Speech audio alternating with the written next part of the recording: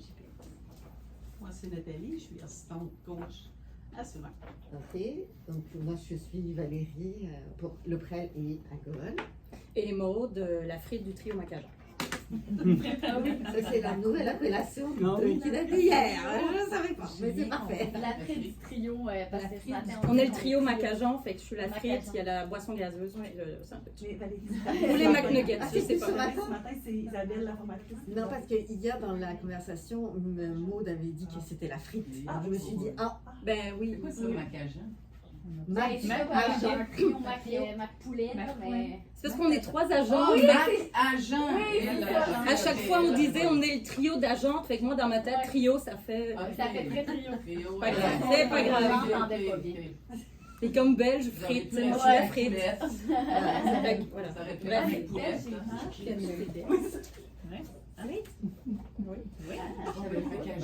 Oh, well. Ça laisse le temps Sylvain s'installer. Oui, il manque le souris. il vous manque votre souris. Oui. Non. Et puis là, elle est peut-être partie, il y avait peut-être du fromage à quelque part. La souris a disparu. Non, mais elle est là, elle va revenir. Là. Ben, écoutez, merci de me recevoir. Je suis content parce que ça fait déjà 1 an que je travaille sur des projets d'intelligence artificielle. Je vous explique vite fait. Moi, j'ai 15 ans d'expérience dans le secteur municipal comme chargé de projet. J'allume, là. Ah oui? Oui, on s'est déjà vu, hein? Non, ben oui.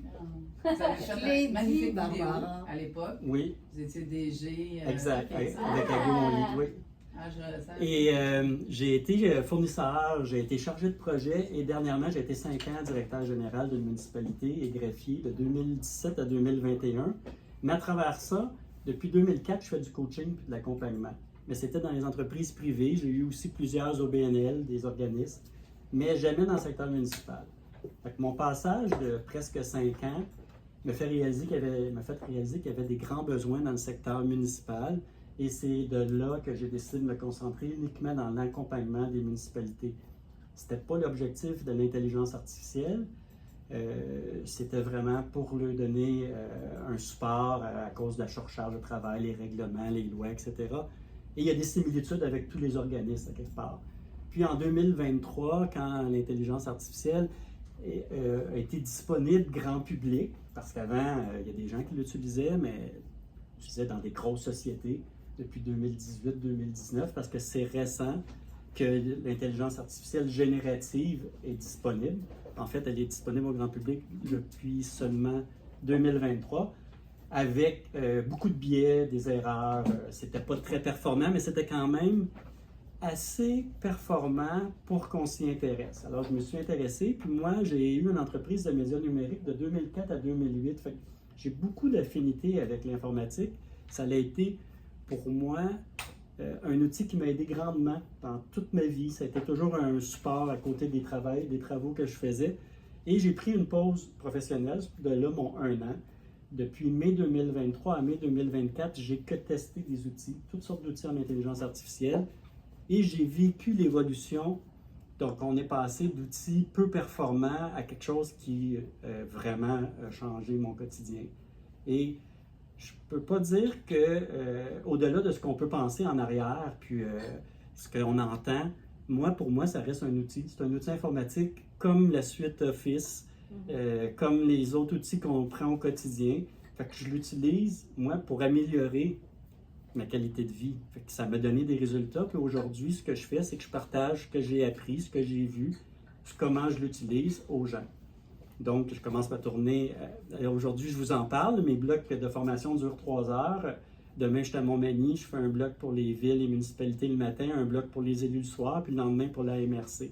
Parce que tout le monde a besoin de savoir comment l'utiliser pour que ça soit intéressant, pour pas qu'on pense que ça ne nous répond pas bien. Il y a des façons de parler. Il faut connaître le raisonnement. Qu'est-ce qui se passe en arrière? Pourquoi que quand je pose une question, j'ai une bonne réponse. Pourquoi, quand je pose une question, j'ai une mauvaise réponse? Bien, il y a des raisons à ça. L'évolution des outils, puis la sécurité des données. Moi, la sécurité des données, puis ce qui se passe au niveau de l'utilisation d'un téléphone ou de l'utilisation de l'Internet, par exemple, puis on sait que de plus en plus, on fait du télétravail, mais c'est important. On ne va pas partager des informations sensibles qui pourraient disparaître à quelque part qu'on ne sait pas où. Et aujourd'hui, bien, il y en a de plus en plus. Vous entendez parler de vol de données, mais ça sert à ça, ça sert à alimenter des gens qui vont s'en servir la plupart du temps à mauvais escient, parce que c'est ça l'objectif. Donc, on est passé de gens avant qui faisaient des vols dans des banques, dans des commerces, à des gens qui volent des données. Fait que c'est l'évolution, on en est là. Puis c'est la même chose avec les outils. Aujourd'hui, on a des outils qui sont disponibles au niveau informatique qui avant étaient faits manuellement. Alors, on va regarder ça aujourd'hui en général.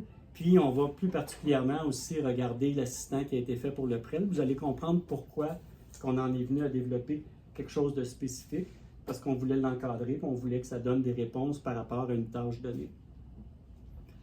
Là, il n'y a pas parti. Non, je ne veux pas peser partout.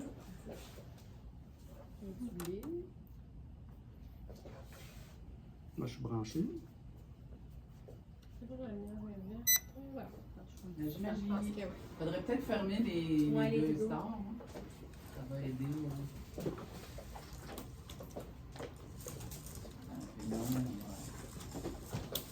Ah, ça sent bien.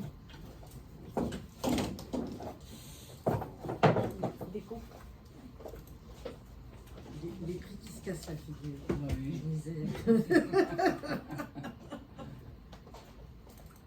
Et si on recule, que c'est plus grand. Hein? Il y a une Ah, il y a le roulet. Oui, si tu recules Ouais, plus grand, c'est- il y a la petite barre pour le... Le Oui, je vais le... Il est au maximum, là. Il est au maximum, là. Si on veut que ça soit plus gros, il faudrait qu'il y ait...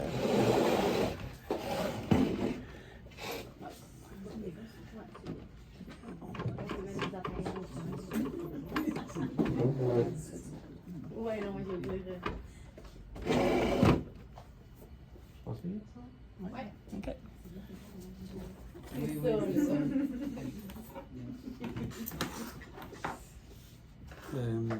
Ça va me prendre mon dossier rouge parce que j'ai mes trucs que je dois parler dedans. Je ne vais pas m'en aller tout d'un bord et l'autre, puis ça peut être dangereux que je m'éparpille. Quand on parle de quelque chose qui nous passionne, au-delà de ce qu'on peut en penser en arrière, ça peut être facilement nous amener ailleurs. Celui-là? Ouais, en plein ça.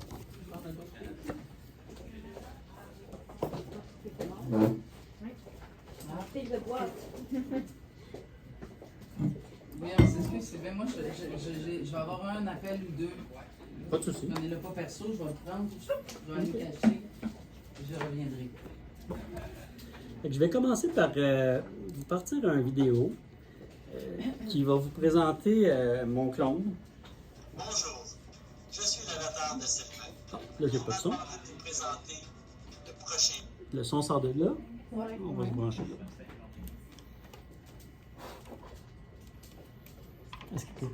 Est-ce que quelqu'un qui voit le fil 1.8 pour brancher un haut-parleur? Oups, ce serait l'autre bord. C'est l'autre bord? Une minute, je vais prendre un petit peu de lousse. J'ai mis dans in, ça fallait que je fasse ou le jeune? Je sais pas, peut-être pas. Excuse-moi, excuse-moi. Ouais. Oui, parce que sinon, Essaye c'est ça, ouais. parce qu'il va en avoir d'autres. Vidéo. Non. OK. Prise 2. Hop, j'ai entendu quelque chose. Vous allez Oui, découvrir. en plein ça. C'est le out tout le monde, pas le in. OK. Bonjour, je suis l'avatar de Sylvain. Il m'a demandé de vous présenter le prochain vidéo où vous allez découvrir plusieurs cas pratiques d'application en intelligence artificielle pour le secteur municipal. Je vous souhaite un bon visionnement et on se revoit un peu plus tard. Ça, c'était moi, en avatar. Imaginez une époque où chaque lettre manuscrite était un trésor, où chaque mot portait des émotions profondes. Les télégrammes connectaient les cœurs au-delà des distances. Puis sont arrivés les premiers ordinateurs, promettant de révolutionner nos vies. Mais ces machines nous ont souvent laissés seuls face à des défis technologiques. Avec le temps, les systèmes numériques sont devenus plus sophistiqués. Nous avons dû apprendre rapidement pour maîtriser ces outils et améliorer notre productivité. L'Internet a ouvert des horizons incroyables, reliant des personnes partout dans le monde. Mais cette richesse d'informations nous a parfois éloignés de l'essentiel.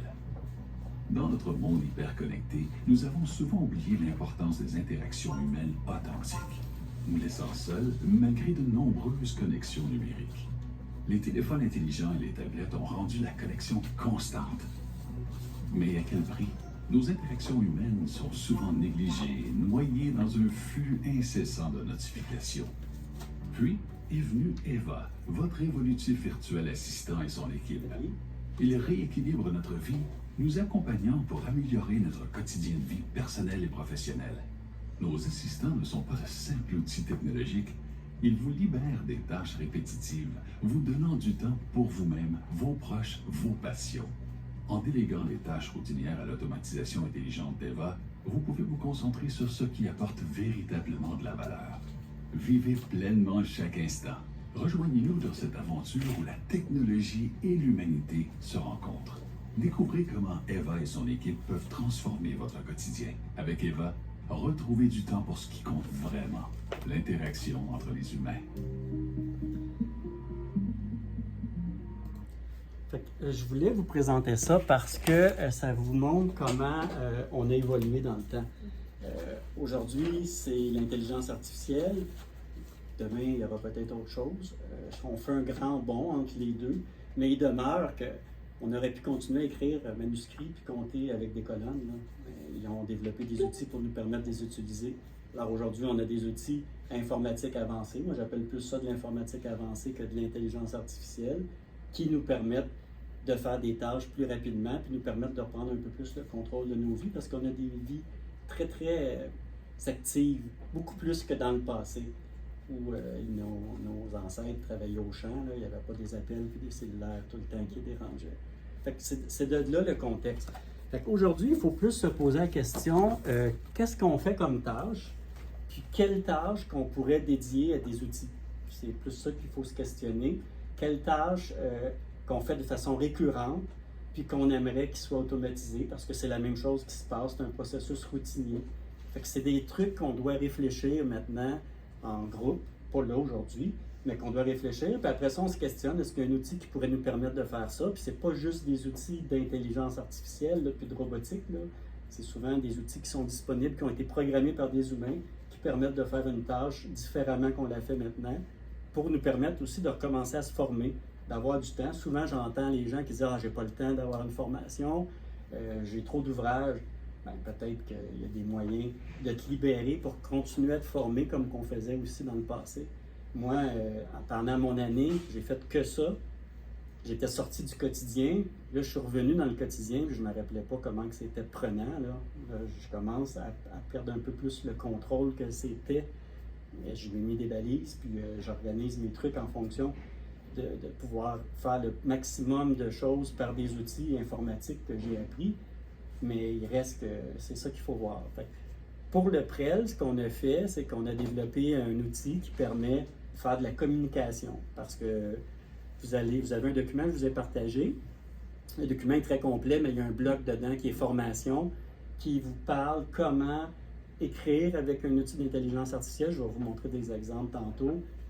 Comment vous écrivez, quel genre de réponse vous allez obtenir, et différents exemples. On va voir aussi des exemples tantôt de façon d'utiliser l'IA. Et c'est une des premières choses à se questionner, c'est qu'est-ce qu'on fait de façon répétitive, qui on pourrait déléguer, parce que c'est un assistant, c'est pour ça qu'on prend le nom d'assistant, c'est des assistants. Puis dans le cas de la plateforme que vous avez vue, qui va être mise en ligne, vous avez le même genre d'outils disponibles dans le Copilot. Dans le Copilot, on peut créer aussi des agents, on peut créer des assistants. On a des limitations à ce qu'on peut leur faire faire.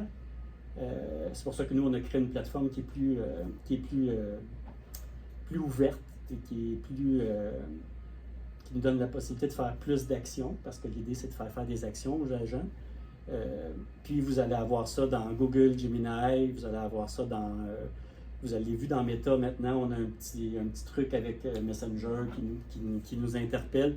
Et iPhone a sorti son téléphone avec plein d'outils intégrés d'intelligence artificielle. Ça va devenir partie courante du quotidien des futures générations, là, parce qu'ils naissent avec ça. Nous, on vit la transition de tout ça.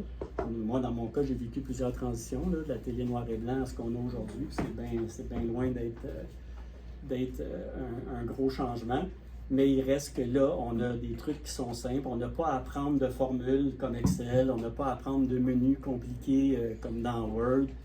C'est comment communiquer pour avoir le bon résultat par la suite. Fait que ça reste ça la base actuellement de l'intelligence artificielle, puis de réfléchir sur quel genre de tâches qu'on peut faire ou qu'on veut faire. Et vous pouvez même utiliser l'outil d'IA pour lui dire, moi je voudrais faire tel genre de choses, est-ce que tu as une option pour moi pour ça? Il va vous le dire. Après, c'est de trouver les bonnes personnes qui vont vous accompagner pour l'intégrer et en respectant la sécurité des données et le partage d'informations. Parce que là, on poursuit graduellement. J'essaie de faire ça condensé sous forme de 2 heures, puis je voudrais faire des cas pratiques qui sont reliés au PREL, mais je ne peux pas passer outre la sécurité des données. J'ai regardé beaucoup de trucs là-dessus pendant la dernière année, puis je suis arrivé sur des vidéos bien intéressantes de différentes personnes, et je les ai mis en bloc, un après l'autre. Et ça, il faut les regarder parce qu'il explique beaucoup mieux que moi. Et vous allez vous reconnaître là-dedans, puis après, vous allez vous questionner quand vous utilisez vos différents outils, à savoir ce qui se passe en arrière, puis vous allez probablement être un peu plus prudent. C'est pas pour vous alarmer, on est là-dedans. On a le choix de rester hors des outils technologiques ou d'aller avec, puis d'aller avec ce qu'elle veut dire, puis on va l'entendre. Ça veut dire prendre des mesures pour se protéger. Historiquement, on prenait des assurances, on avait des trucs à la maison pour se protéger contre des avaries, contre le feu pour nos photos, etc. Maintenant, nos données sont toutes virtuelles. Fait que le même type de service est disponible, puis il faut en tenir compte parce que la perte de données immatérielle, appelons ça comme ça, elle va exister aussi. Fait qu'il va y avoir quelques petits blocs, puis je vais l'arrêter entre les blocs. Donc l'idée, c'est de faire quoi? C'est de regarder aujourd'hui que fait le smartphone. C'est le principal objet connecté que l'on a dans notre maison, et c'est aussi celui qu'on emmène partout. Donc première chose, on va tout simplement se connecter depuis le smartphone sur votre box ADSL. Et là, on voit que sans rien faire, sans aucune manipulation particulière, on voit que mon smartphone initialise un certain nombre de connexions vers l'extérieur. Donc là, il y a 1, 2, 3, 4, 5, 6, 7 connexions. Donc je vais utiliser un navigateur Internet. Voilà. Et par exemple, je vais me connecter sur un journal. Donc là, on a vu que déjà, il y a une connexion qui s'est ouverte. C'est le moteur de recherche qui s'est connecté pour trouver l'information. Là, je sélectionne le journal vers lequel je vais me connecter. Et là, vous avez des tonnes et des tonnes d'informations qui sont propagées vers l'extérieur et des acteurs de l'extérieur qui viennent aussi se connecter sur votre smartphone. Donc, ça, ce que ça veut dire ici, dans le fond, c'est que quand on se connecte, puis là, ici, par exemple, au PREL, et que votre téléphone il est connecté sur l'adresse IP du PREL, puis là, des fois, ça peut être une adresse IP d'une usine, d'une entreprise, bien, il y a des données qui sortent, puis il y a des données qui rentrent. Est-ce que les passerelles de sécurité font en sorte de nous protéger, que ça sorte des données, puis que ça contrôle à l'intérieur certaines données qu'on veut partager, ou ça s'en va, puis on n'a pas de contrôle où est-ce que ça s'en va. Fait que ça, c'est une chose à se questionner. Puis, la venue du télétravail a fait en sorte que ça a ouvert les portes à du partage de données encore plus importantes. Et aujourd'hui, je fais un parallèle avec l'intelligence artificielle. C'est des outils qui ont été entraînés avec des données. Ils ont été entraînés avec les données d'historique qui ont été ramassées sur Internet. C'est pour ça que OpenAI a pu le faire, Google l'a fait avec toute l'information, et à chaque fois qu'on déclinait, qu'on acceptait, vous allez voir un peu plus loin, qu'on coche j'accepte, parce que souvent on ne lit pas les trucs, ben on leur permet d'utiliser nos données. Des fois, ça ne dérange pas, les données qu'on envoie ne sont peut-être pas confidentielles, mais ils se sont servis de ces données-là pour entraîner des outils qui ont compris des suites de mots, des séquences de mots, des portions de mots, parce que l'intelligence artificielle en arrière, c'est des fractions de lettres, puis qui est transformé en vectoriel en chiffres. Puis quand on écrit quelque chose, puis quand on vous propose quelque chose sur votre téléphone, une fin de mot ou un nouveau mot, vous avez commencé à écrire, bien lui, il fait juste prédire la suite du mot. Fait que c'est comme ça que ça réfléchit, puis c'est comme ça que ça fonctionne, l'intelligence artificielle. Donc, il y avait besoin de données. Si on n'avait pas eu Internet dans les années 90 jusqu'à aujourd'hui, qui a emmagasiné des milliards d'informations, ben on n'aurait pas d'intelligence artificielle. Elle est née des données qu'on lui a partagées. C'est comme ça que ça a évolué. Puis à un moment donné, ils sont arrivés avec beaucoup de données. Il y avait des analyses qui se faisaient, des analyses croisées de données. Les chercheurs travaillaient avec ça, puis ils voyaient que les outils étaient capables de faire des suites de mots puis comprendre. Puis quand ils ont compris ça, ben, ils ont commencé à l'entraîner avec des données, des masses de données, puis ça a donné ce qu'on a aujourd'hui. OpenAI, GPT, là, ça date de 2017. Ça fait pas 100 ans. L'intelligence artificielle qui était préprogrammée, ça fait longtemps que ça existe. Auparavant, vous alliez sur un site Internet, puis il y en a encore aujourd'hui. Vous posez une question à un chatbot et vous lui demandez quelque chose, quelle est l'heure d'ouverture. Lui avait des choix de réponses précises qui étaient déjà donnés. Donc, ça rouvre de 9 à midi, puis de 13 à 5. Et il choisissait parmi des choix de réponses. Ça, c'est historiquement l'intelligence artificielle qui date depuis les années 50, c'était ça, ça a évolué. Aujourd'hui, quand on lui pose une question, c'est plus des choix de réponse qu'il y a, c'est lui-même qui interprète le choix de réponse selon des algorithmes qui ont été préprogrammés. Alors, c'est de là qu'il peut avoir des erreurs. Quand on dit que l'intelligence artificielle dit des conneries, ben, c'est qu'elle répond, puis elle décide ce qu'elle va répondre en fonction des variables. Ça n'arrive pas souvent, mais ça peut encore arriver. Donc, il y a des compagnies qui se sont fait poursuivre pour ça parce que l'intelligence artificielle a répondu et ça a mis quelqu'un en préjudice, puis il s'est fait poursuivre, puis ils ont dû payer. Donc, il y a beaucoup de disclaimers à cette heure. Donc, quand les gens l'utilisent, ça dit vous ne pouvez pas nécessairement prendre ça pour acquis. Et c'était, il y a un an, c'était encore ça. Aujourd'hui, on est capable de les entraîner et de les faire pratiquer. Et que quand la réponse est prise, nous on ne le voit pas, là, mais ça se passe en arrière, il y a un deuxième outil qui va filtrer la réponse, troisième, quatrième, puis quand l'outil est satisfait de la réponse, elle la sort. Ça fait à peine quelques mois qu'on est rendu là. Donc, d'avoir quelque chose qui va être 100% précis, on est prêt d'arriver à ça là, dans peu de temps. Mais actuellement, il y a un humain qui lit en arrière. Fait que ça fait 99% de notre travail, on lit. S'il y a de quoi qui ne nous convient pas, ben on le change ou on le fait changer. Mais on n'est pas encore, en tout cas moi, je ne suis pas encore rendu que quand je fais faire une tâche, que je l'automatise pour qu'elle se publie directement si c'est quelque chose de sensible et de pertinent que je ne voudrais pas qu'il y ait un biais. Fait que c'est là que j'en suis pour ce qui est de ce volet. Fait qu'on va continuer dans la protection des données parce que ça ne s'achève pas là. Les informations, elles servent à tout un tas de gens. D'abord, elles servent aussi vers lequel vous connectez pour savoir comment vous comportez face à leur page, mais elles servent aussi à des gens qui font du market et de la vente, du commercial, donc de ce qu'on appelle de l'e-commerce. Elles servent aussi à des statisticiens. Elles servent aussi à malheureusement, aux GAFA pour faire de ce qu'on appelle de l'analyse du big data, donc de l'analyse comportementale. Vous êtes suivi, archivé, espionné. Fait que ça, c'est ce que vous parlez, donc dans l'information qui est gardée, on Là, poursuit j'ai avec sorti une caméra, je l'ai connectée sur mon infrastructure de la maison. Et là, on voit l'identifiant numérique de ma caméra et on voit toutes les connexions qui sont initiées depuis la caméra vers l'extérieur. J'en prends une au hasard, je prends cette connexion-là, ici. Donc là, c'est une adresse IP d'un site extérieur et j'essaie de savoir qui est cette entité-là. Et en fait, on s'aperçoit que cette adresse IP-là est tout simplement localisée en Chine. Après, la question de savoir, c'est quelles sont les données qui sont publiées depuis cette caméra vers le serveur localisé en Chine. Dans le meilleur des cas, c'est juste la caméra qui envoie son identifiant en disant « Eh bien, je m'appelle la caméra X et je suis localisé en France ». Mais dans le pire des cas, ça peut être aussi l'ensemble des vidéos qui sont prises par la caméra qui sont envoyées vers l'extérieur. Donc en fait, aujourd'hui, on peut très bien avoir un espion chez nous sans qu'on le sache. C'est de l'information qui est important de savoir. Comment est-ce que je peux me protéger par rapport à ça? C'est extrêmement compliqué. Donc première solution, c'est de s'assurer de la déontologie associée à l'objet connecté dans ce qu'on appelle les CGU, les conditions générales d'utilisation associées à l'objet. La plupart du temps, on ne les lit jamais parce qu'elles sont très très longues, très fastidieuses et donc on fait toujours OK, on accepte. La deuxième solution, c'est éventuellement de mettre en place des systèmes comme ce qu'on est en train de concevoir, qui s'appellent les solutions Ozone.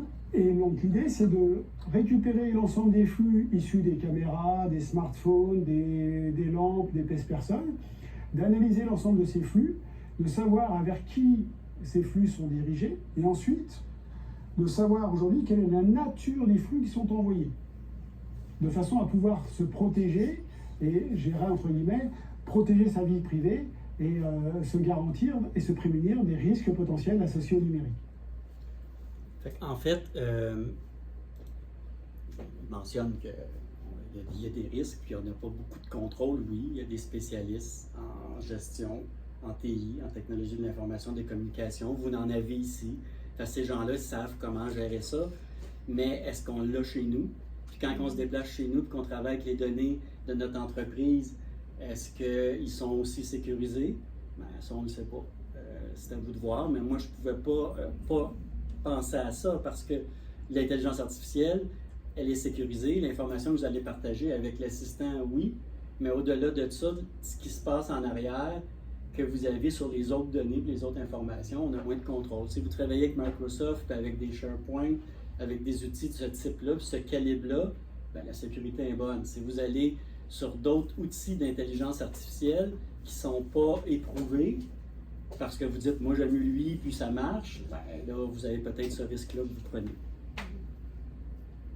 Puis c'est pas juste pour l'intelligence artificielle, c'est pour... Alors, on va prendre l'exemple de Waze et on va regarder à quoi Waze a accès. Donc, quand on regarde les conditions d'utilisation de ça Waze, peut être n'importe quel logiciel de contact, transport, à l'agenda, plan, au contenu des SMS, aux photos, au contenu de la mémoire, donc je dirais à l'intégralité de ce qui est sur le téléphone. C'est fait systématiquement avec notre accord.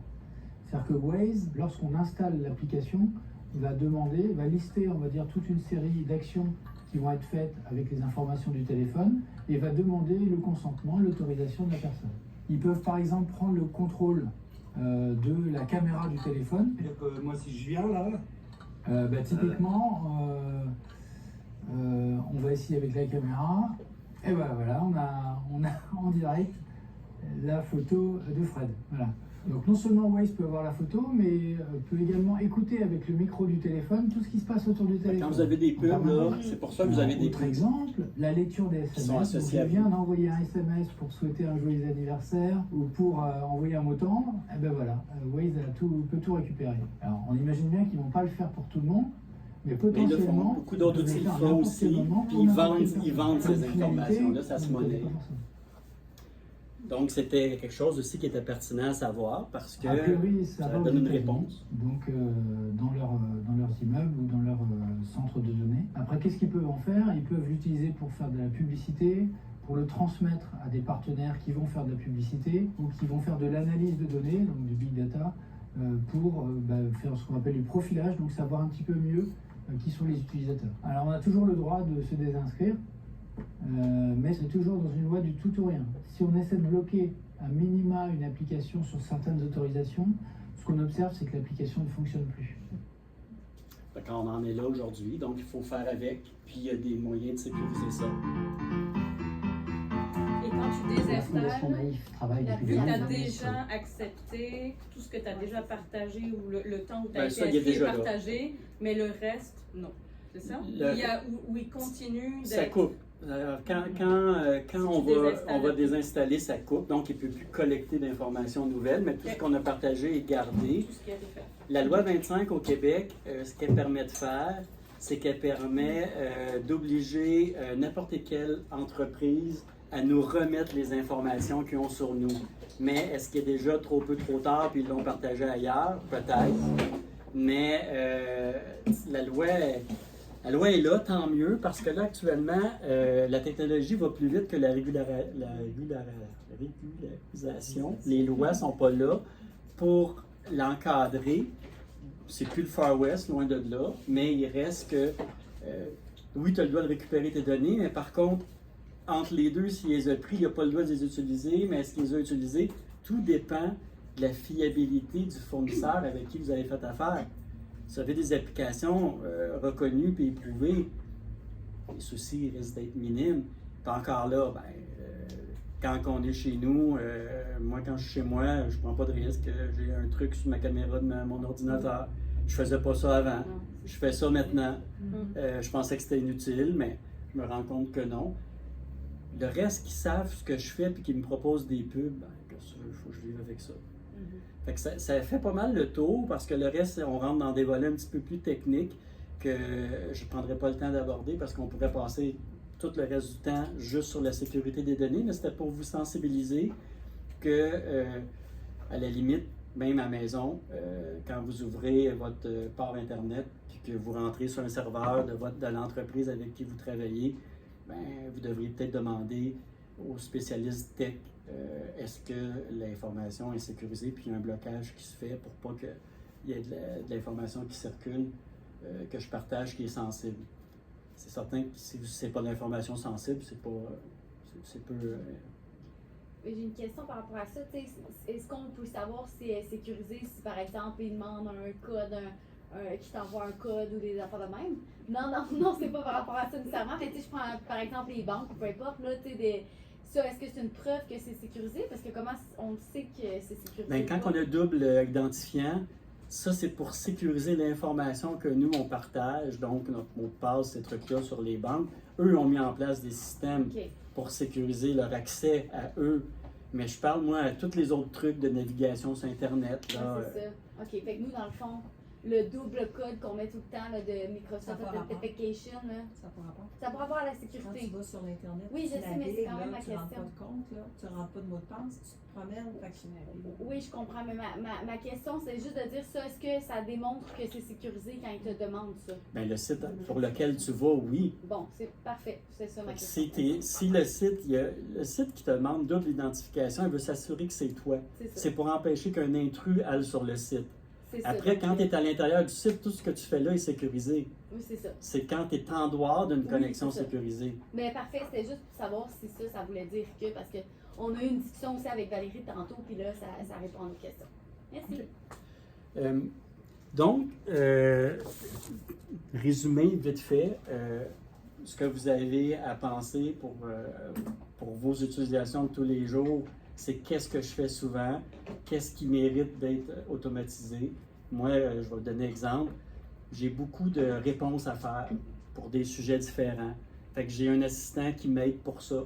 Si quelqu'un m'écrit, puis j'ai une conversation de débuter, puis je vais vous montrer, je peux lui dire, voici, la personne m'a répondu ceci, qu'est-ce que tu me proposes de répondre? Moi, je pourrais le faire moi-même. Je vais prendre combien de temps? Puis, est-ce que ça va être aussi bien fait? Je fais des coquilles de français, ça m'arrive. Donc ça, c'était un frein. Ça a déjà été un frein pour moi dans le temps parce que je travaille avec des professionnels. Puis, j'aime pas ça d'être jugé parce que je fais des fautes. L'outil n'en fait pas. Fait que ça, c'est un avantage. Quand elle répond comme moi ou semblable à moi parce que je lui ai partagé de l'information sur des trucs que j'ai déjà écrits.